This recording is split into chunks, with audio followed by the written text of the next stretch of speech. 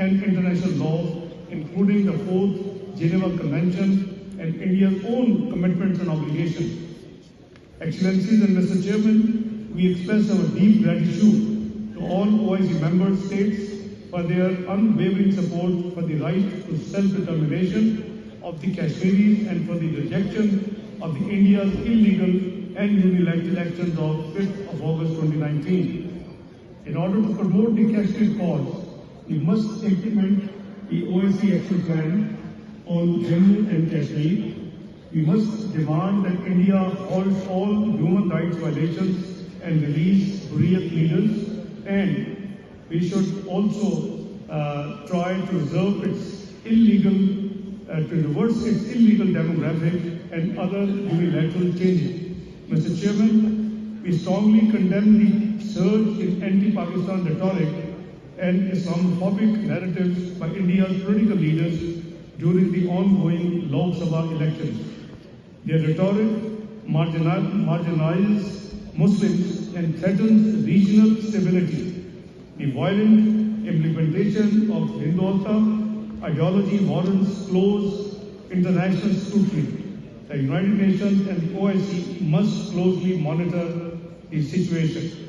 Mr. Chairman, one of the strongest binding elements among us is our unwavering belief in Tawheed and finality of the prophethood, as well as our genetically rooted love and devotion to the persona, family, companions, and the message of the Holy Prophet Hazrat Muhammad sallallahu alaihi wasallam, peace be upon him. Unfortunately, widespread and unfettered availability of distorted anti-Islamic content and stereotyping of Islam, its timeless values and its reverse personalities have become one of the biggest sources of interfaith conflict as of now. I would therefore urge my fellow excellencies to formulate a joint strategy to influence global information networks, platforms, particularly the global social media platforms, to harmonize their application of content regulation policies for blasphemous, anti-Islamic, and Islamophobia content. I would propose adoption of a joint resolution by OIC clearly laid down a mechanism for emerging with these global corporates through a controlled coordination group at the OIC, which Pakistan volunteers to steer. The resolution must also include a set of standardized policy actions by OIC members, including those that involve their commercial interests, should these social media platforms fail to cooperate on this matter of utmost importance concerning for the entire Ummah.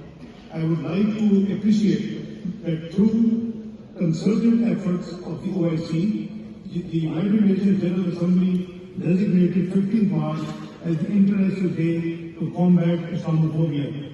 On 15th of March this year, the UN General Assembly also adopted another OIC resolution to combat Islamophobia, including the appointment of a UN Special Envoy.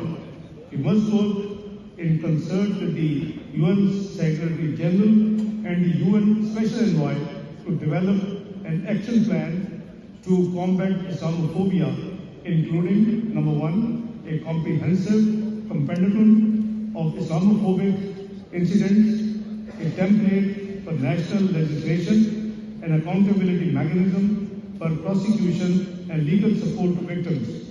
Two, mapping of threatened Islamic religious and heritage sites, measures to counter Islamophobic and hate speech online, and initiatives to address the root causes and impact of Islamophobia.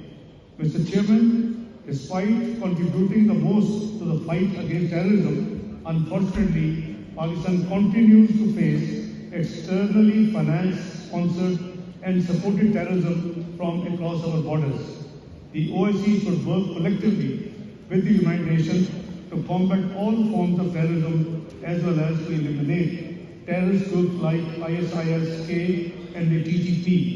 Mr. Chairman, the OIC should encourage the Afghan interim government to uphold its international obligations regarding counter-terrorism, women's rights, and